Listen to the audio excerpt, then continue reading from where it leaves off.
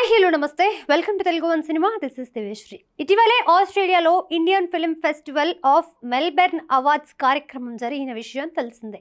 పలు భాషలకు చెందిన హీరో హీరోయిన్ దర్శకులు అవార్డులు కూడా గెలుచుకున్నారు.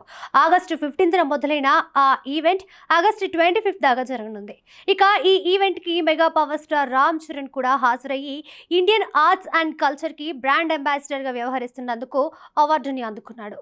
ఈ క్రమంలో ఆస్ట్రేలియా క్యాపిటల్ మెల్బోర్న్కి చెందిన గవర్నర్ చరణ్ని ఉద్దేశించి సోషల్ మీడియాలో ఒక పోస్ట్ చేశాడు. ఇప్పుడు అది వైరల్గా మారింది. మెల్బోర్న్ మేయర్ పేరు నిక్ రీస్. అవార్డుల కార్యక్రమంలో చరణ్ పాల్గొన్నప్పుడు ప్రోగ్రాం అశాంతం చరణ్ పక్కనే ఉన్నాడు. చరణ్తో సెల్ఫీ కూడా దిగాడు. ఇప్పుడు ఈ విషయంపైనే ఇన్స్టా వేదికగా తన స్పందనని తెలియజేశాడు. నేను చరణ్కి పెద్ద అభిమానిని. నాకున్న కోరికల లిస్ట్లో చరణ్తో సెల్ఫీ దిగాలనే కోరిక కూడా ఉంది. అది నెరవేరినందుకు చాలా ఆనందంగా ఉందని చెప్పుకొచ్చాడు.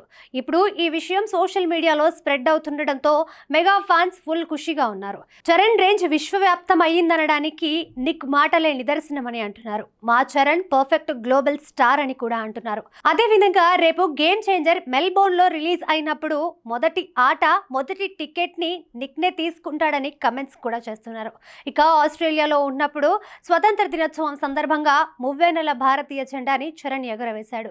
శేఖర్ దర్శకత్వంలో చేస్తున్న గేమ్ చేంజర్ కోసం అభిమానులతో పాటు ప్రేక్షకులు కూడా ఎంతగానో ఎదురు చూస్తున్నారు. RRR తర్వాత వస్తున్న మూవీ కూడా కావడంతో ఒక రేంజ్ లోనే అంచనాలున్నాయి. రిలీజ్ డేట్ ఇంకా అధికారికంగా రాలేదు, కానీ ఈ సంవత్సరం రావడం మాత్రం పక్కా. తన నెక్స్ట్ మూవీని ఉపెన్ ఆఫ్ ఎం బుచ్చిబాబు దర్శకత్వంలో చేయబోతున్నారు.